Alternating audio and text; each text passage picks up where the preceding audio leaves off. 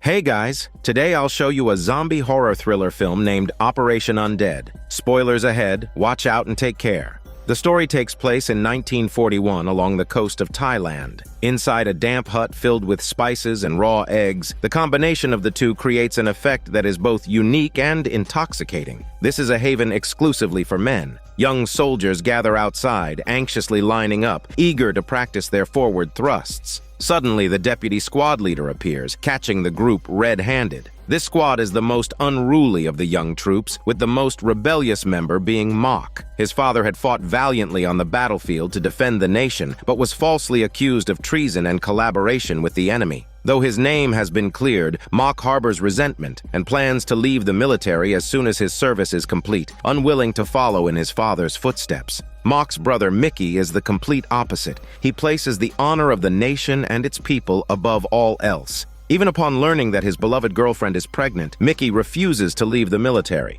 His girlfriend, understanding his lofty aspirations, is willing to silently support him from behind. Just as the couple shares a tender moment, a fisherman stumbles ashore, shouting that the Japanese invaders have arrived. Shortly after landing, the Japanese forces meet secretly with Thai leaders. A Japanese colonel assures them that Thailand's interests will not be harmed. They only want a route to invade China. If Thailand assists in transporting biochemical weapons, the two sides could form an alliance. The Thai leaders decide that such an alliance should remain unofficial. They plan to feign resistance during the first wave of Japanese troops landing, then stage a defeat. Seemingly the perfect strategy to avoid offending either Japan or China. Soon, the young soldiers receive orders to resist the Japanese. Mock, unwilling to go to the battlefield, hastily packs his bags to flee. His brother Mickey denounces him as a coward, reminding him that the family is the smallest unit of the nation, and the nation's fate is intertwined with every family's future. Ashamed, Mock reluctantly heads to the front lines.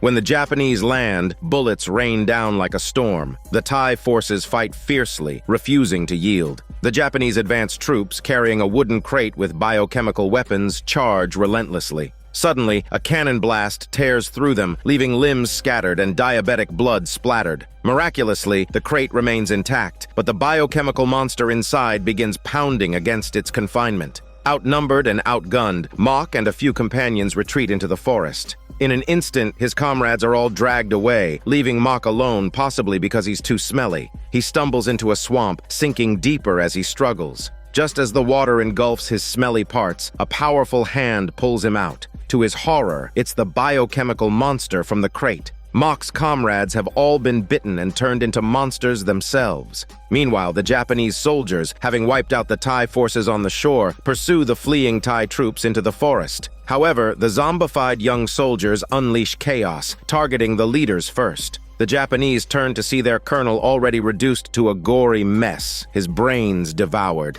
Bloodthirsty monsters swarm from all directions, and the scene turns into a crimson hell. Thai leaders, who had hoped to use the young soldiers as sacrificial pawns, are shocked by the unexpected annihilation of the Japanese forces. They issue new orders, instructing coastal troops to assist the next wave of Japanese forces and secure the Thai-Japanese alliance. Mickey arrives at the battlefield, only to find it littered with blood-soaked skeletons, many of them villagers. The most harrowing sight is a severed child's leg, the cut appearing as though it had been gnawed off. Hearing sounds from a nearby animal trap, Mickey peers in to find a man in a soldier's uniform. Rushing down to rescue him, Mickey realizes the man's face is bloodied and beast-like, with only 2 rows of gnashing teeth remaining. As Mickey tries to escape, the creature grabs his ankle. Desperately, he grabs a burning stick and swings it wildly. A spark lands on the creature, igniting it like gasoline, reducing it to ashes within moments. Back at the military camp, Mickey urgently reports the cannibalistic horrors he has witnessed.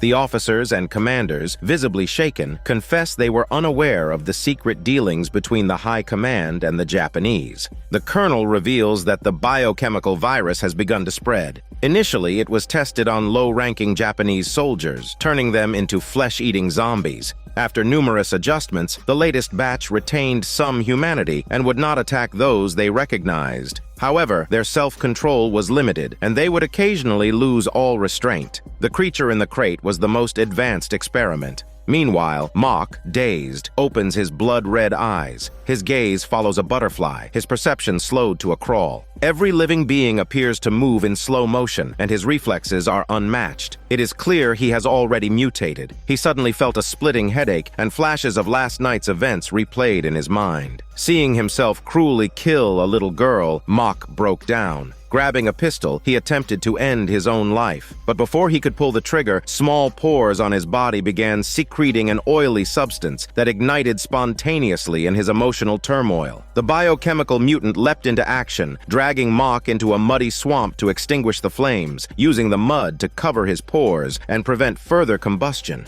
To avoid self-ignition, the mutant led the group of mutated soldiers into a damp cave, where he hunted a few wild rabbits and gestured for them to stop eating human flesh. Mach secretly observed the mutant and noticed him often staring at a photograph while murmuring a girl's name repeatedly. One night, while the others slept, the monster wandered to a creek. He gazed at the water's edge, where a vision of cherry blossoms filled the air. Amid the pale pink background emerged a beautiful Japanese woman. It's his beloved girlfriend. The mutated man knew it was only a wet illusion, yet tears streamed down his face uncontrollably. He regretted joining the invasion army and abandoning his family. At that moment, he wished to turn to ash and drift homeward, settling beneath a cherry blossom tree, his black kimono entwined with the branches, as if whispering to his beloved that he's finally back. Mach watched as the mutated man dissolved into ash, feeling a profound sense of sorrow for his kind. Meanwhile, the second wave of Japanese armed forces landed, led by the ruthless captain, Nakamura. He immediately began bleeding captives in the forest to lure out the zombified boy. As the zombified boy approached, an arrow shot out from the trees, attached to an iron chain that captured him on the spot.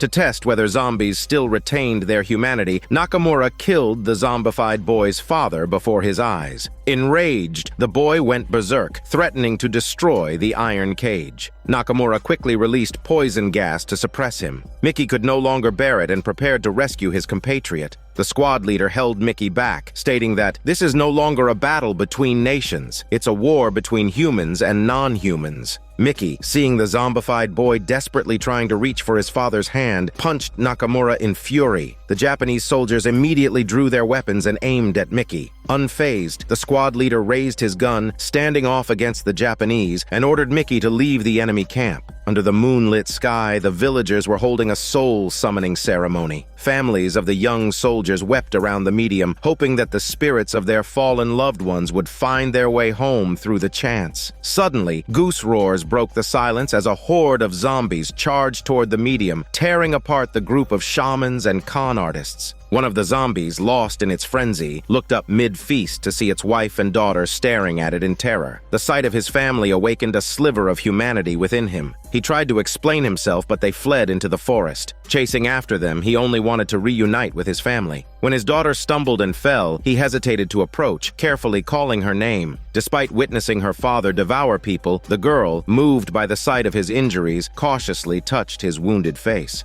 At that moment, Japanese soldiers arrived, not aiming at the zombie, but instead killing his innocent wife and daughter. Enraged, the squad leaders fired to help, only to be gunned down themselves. As the leader lay dying, he shouted at Mach in the distance to run for his shitty life. Zombies swarmed the area, eviscerating the Japanese soldiers. Heartbroken, Mach wept over the leader's body. Mickey arrived too late, mistaking Mach's actions for harm. In a fit of rage, Mickey emptied his clip at Mach, forcing him to fall off a cliff. Thinking it was over, Mickey turned away, only for Mach to climb back up from the abyss, his monstrous jaws snapping. Though briefly losing his humanity due to severe injuries, Mach restrained himself, sparing his brother but infecting him, turning Mickey into a zombie as well. The zombified boy, who had been captured earlier, managed to escape and revealed the Japanese plan: to use their loved ones as bait to draw out the zombies. Despite knowing it was a trap, the zombies unhesitatingly went to rescue their families. By the time they arrived, Nakamura had already ordered the execution of the captives, including Mickey's mother and girlfriend. With his girlfriend barely alive, Mickey bit her, turning her into a zombie. Seeing the zombies gathered around their loved ones, Nakamura pressed a button, activating iron nets that sprung up on all sides, capturing the zombies alive.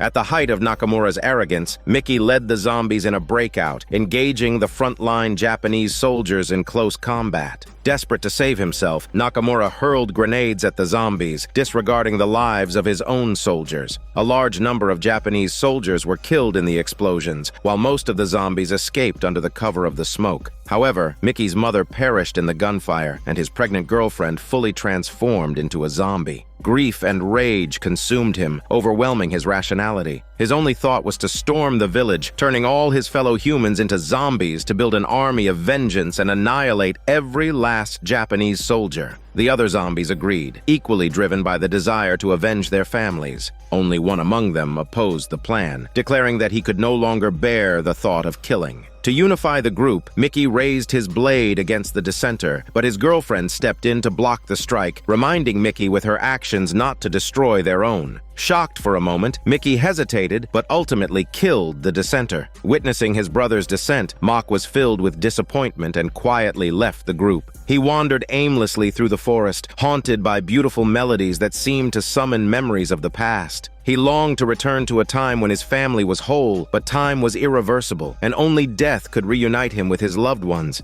Just as his body began to ignite from within, his brother's voice echoed in his mind, reminding him that the family is the smallest unit of a nation, and the nation is made of countless families. If he lets this madness continue, countless people will lose their loved ones. Resolute, Mock turned back toward the group. Meanwhile, Nakamura, having killed his superior officer, gained access to detailed experiment records and learned that fire was the zombies' greatest weakness. Armed with this knowledge, he led the last elite troops on a final mission to exterminate the zombies. Mickey, however, had changed his plan. Instead of attacking the villagers, he lured the Japanese forces into a pitch-black cave. Inside, only faint bioluminescence lit the way, making navigation difficult for the soldiers. Exploiting their superior night vision, the zombies launched a sudden attack when the glow was at its dimmest, killing many soldiers before they could even lift their guns. Nakamura ordered the use of flamethrowers, temporarily forcing the zombies to retreat. As the soldiers advanced into a narrow passage, the zombies launched a second wave of attacks, nearly wiping out the remaining Japanese forces. Nakamura survived by sacrificing his comrades, smearing mud over his greasy body to blend in with the dark stone walls. Hoping to launch a surprise attack with his flamethrower, he found the barrel clogged with mud. A firefly landing near him betrayed his position, and the zombies swarmed him, tearing him apart. The battle ended, but the zombies' bloodlust remained unquenched. They charged toward the cave's exit, intent on wreaking havoc. Mock stood at the entrance, holding a flamethrower, unable to bring himself to attack his beloved brother and former comrades. Mickey saluted him, a final gesture of encouragement to do what was necessary. Summoning his resolve, Mock pressed the trigger, unleashing flames that ignited the oil on their bodies. The cave echoed with agonized roars that reverberated in Mock's ears. In the end, Mock stepped into the inferno himself, sacrificing his life to purge the bioweapon virus with fire, cleansing the world of its horrors. This is Daniel CC Movie Channel. Stay safe and enjoy your day.